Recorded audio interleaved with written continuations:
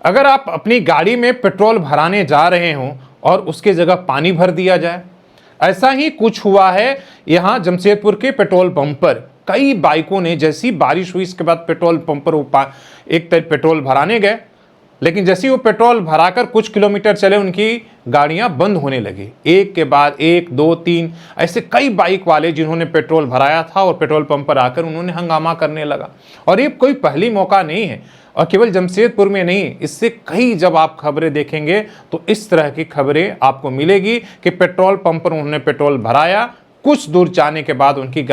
गाड़ी जो है बंद हो गई और जांच में पाया गया कि उसमें पानी मिला था, जिसके वजह से पूरा तेल उनका इंजन जो है वो खराब हुआ। लेकिन इसके पीछे कहानी क्या है? क्या कोई पेट्रोल पंप वाला पेट्रोल में पानी मिलाकर अपने टैंक में आपको भर देता है? क्या यह संभव है कि पेट्रोल में पानी मिलाया जा सके? और उससे कितना बड़ा क्षति होगा जरा सोचिएगा। पेट्रोल पंप का जो बड़ा टैंक है उसमें पानी मिलाना होगा और टैंक में अगर एक बूंद भी पानी चल जाए तो पेट्रोल और पानी का किस तरह का कॉम्बिनेशन है, आप जब जाएंगे देखेंगे तो उसका सबसे ज़्यादा अगर किसी को लॉस होगा तो उस पेट्रोल पंप वालों को पूरा टैंक उसे खाली कराना होगा और फिर से जो है उसमें पेट्रोल, इसलिए कि पेट्रोल और पानी एक साथ नहीं चल सकता है, इसलिए कि पानी अपने आप में जो है वो भारी होता है पेट्रोल से और ज्वलनशील नहीं होता है, मतलब कोई कॉम्बिनेशन नहीं है। इसके पीछे कारण क्या है? कुछ महीने पहले मैं एक पेट्रोल पंप एसोसिएशन के साथ बैठा था, जब इथेनॉल की बात हो रही थी तो उन्होंने कहा था कि सर बारिश आने दीजिए। पहले तो इथेनॉल पेट्रोल में 10% जो है इथेनॉल मिलाया जाता था, लेकिन अब 20% कर दिया है। जैसी बारिश शुरू होगी कई पेट्रोल पंपों पर हंगामा शुरू हो जाएगा, इसलिए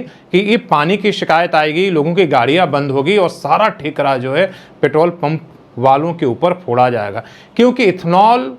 में जब से पेट्रोल मिलाया जाता है, इथेनॉल जो है वो थोड़ा सा भी अगर मौका मिला बारिश के मौके में तो हवा और पानी को, नमी को जल्दी सोखता है और जैसी पानी की मात्रा सोखकर पेट्रोल टैंक के अंदर पहुंचता है तुरंत आप देखेंगे अलग अलग दिखने लगेगा, पेट्रोल अलग और आपको इथेनॉल जो है पानी के रूप में, इसलिए कि वो दिखने लगता है। और इसके वजह से जो है इसका खामियाजा पेट्रोल पंप वाले भुगत रहे हैं।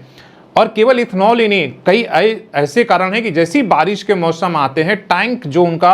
अंडरग्राउंड रहता है उसमें रख रखाव का कहीं भी थोड़ी सी भी अगर लीकेज का प्रॉब्लम होता, पानी अगर वहां तक पहुंचने के बाद भी इस तरीके से प्रॉब्लम आते हैं। तो इथेनॉल के साथ अगर टैंक के रख रखाव में थोड़ी सी भी अगर उन्हें अगर एक तरीके से लापरवाही होती है या कहीं भी लीकेज होता है तो आप मान के चलिए कि उस पूरा काम जो है उनका पेट्रोल का खराब हो जाता है और पानी और पेट्रोल अलग अलग होकर सबसे पहले जो है आपके इंजन में पानी प्रवेश कर जाता है और इसके वजह से विवाद हो रहे हैं। इसके लिए पेट्रोल पंप आने वाले समय में आपकी बहुत सारी ऐसे कंप्लेन देखने को मिलेगा, लेकिन सरकार इस बात को मानने के लिए तैयार नहीं है